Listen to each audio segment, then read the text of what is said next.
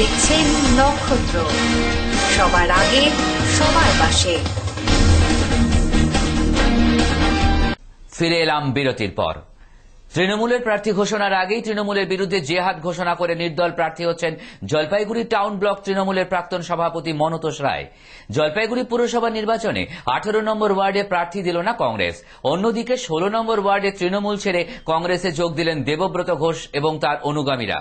জলপাইগুড়ি পুরসভা নির্বাচনে এদিন জলপাইগুড়ি জেলা কংগ্রেসের পক্ষ থেকে প্রার্থী তালিকা প্রকাশ করা হয়। 25টি ওয়ার্ডের মধ্যে 6 আর 18 নম্বর ওয়ার্ডে কংগ্রেস এদিন প্রার্থী দেয়নি। কংগ্রেসের জেলা সভাপতি নির্মল ঘোষ দস্তিদার জানান, যেহেতু মনতোষ রায় তৃণমূল ছেড়ে নির্দল প্রার্থী হচ্ছেন, তাই আমরা মনতোষ রায়কে সমর্থন করব। মনতোষ রায় বলেন, তিনি তৃণমূল দলটা অনেকদিন থেকেই করেন। বর্তমানে পুরনো তৃণমূলীদের কোণঠাসা করে দেওয়া হয়েছে। তিনি আরও বলেন, নতুন তৃণমূলের যে কমিটি রয়েছে সেই কমিটি কেবল পরিবারতন্ত্র নিয়েই মেতে রয়েছেন।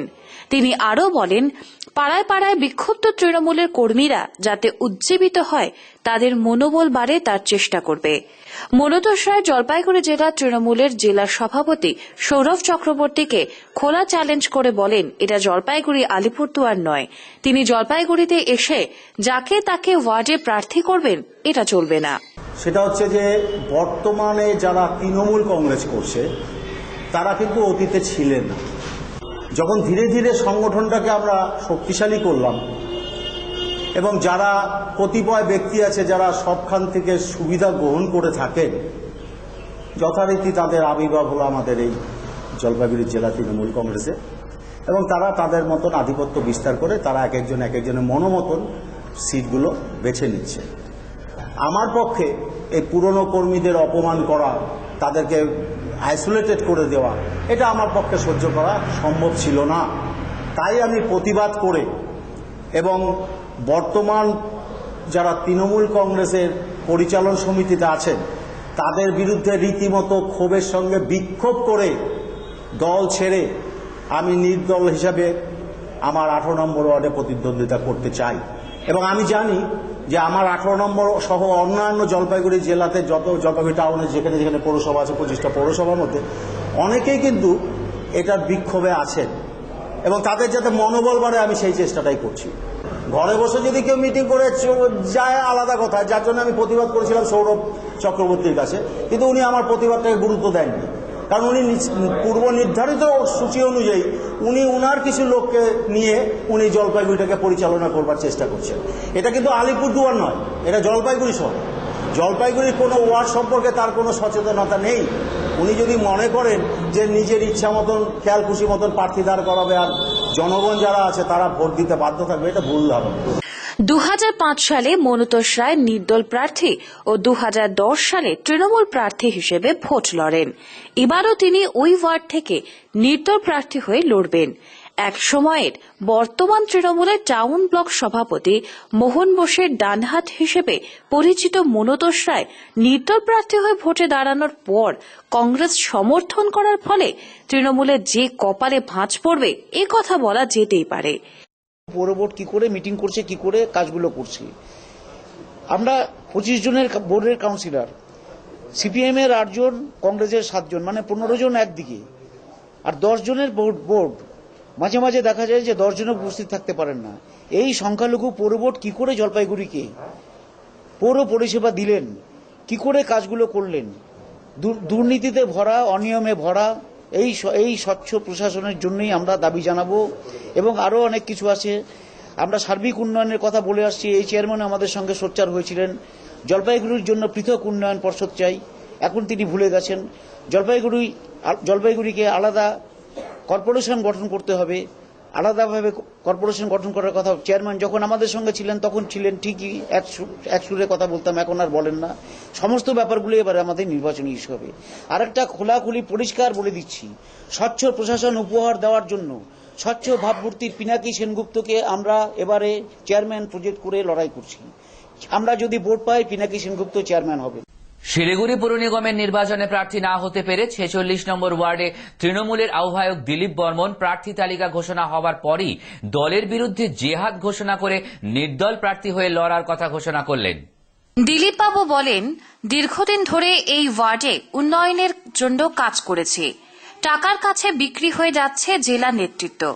বৃহস্পতিবার রাত পর্যন্ত আমাকে টিকিট দেওয়া হবে বলে মন্ত্রী জানিয়েছিলেন, কিন্তু দেখা গেল রাতারাতি টাকা খেয়ে মন্ত্রী অন্য একজনকে প্রার্থী করে দিয়েছেন।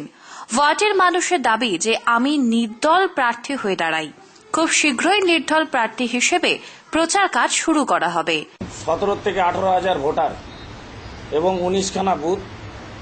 এই 19খানা বুথকে আমি মন্ত্রীকে বলেছিলাম সার্ভে করতে, করে যে ভালো কর্মী বা এলাকার সঙ্গে ভালো সম্পর্ক আছে এবং লোকের দুঃখ কষ্টের পাশে দাঁড়িয়ে থাকেন, তাকে দেখে, তার ব্যাকগ্রাউন্ড দেখে তাকে আপনারা ক্যান্ডিডেট করুন, তাতে আমাদের কোনো আপত্তি থাকবে না। কিন্তু গতকাল অবধি আমি জানি এবং দলের নেতারা বলেছিলেন যে দিলীপ তুমি ক্যান্ডিডেট। আজকে হঠাৎ সকালবেলা জানতে পারলাম যে আমাকে ক্যান্ডিডেট পদ থেকে বাদ দিয়ে জমির মাফিয়া হিম্মত চৌহানকে ক্যান্ডিডেট করা হয়েছে।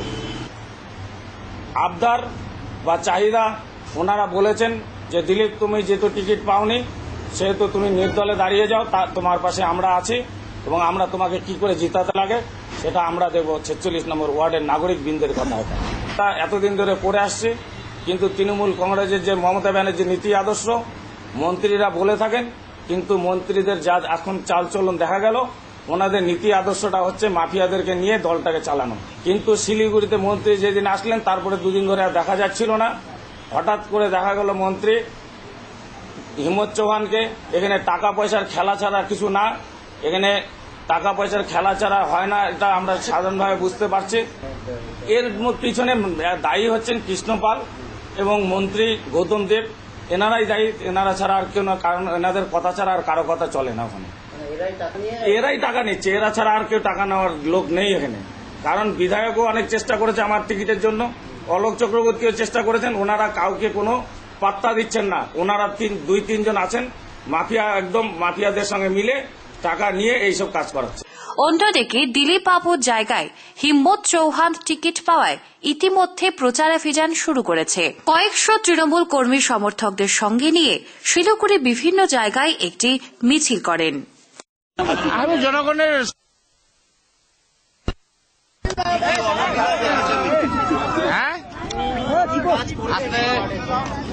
বিষয়ে অনেক কাজ করব, আমি কাজ করতে চাচ্ছি, কাজ করার জন্যই আমি প্রার্থী হয়েছি।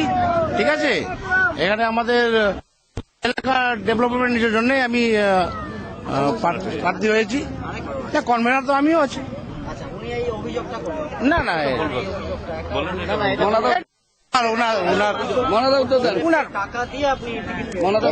এটা ভুল, টিকিট পায়নি সে এইসব ধরনের কথা বলে, টিকিট পায়নি এই জন্য উনি কথা তার একটা রাগ। ফের সময় একটা বিজ্ঞাপন বিরতির। ফিরে আসছি বিরতির পর, ততক্ষণ সঙ্গে থাকুন নক্ষত্র নিউজ। আপনারা দেখছেন নক্ষত্র, সবার আগে সবার পাশে।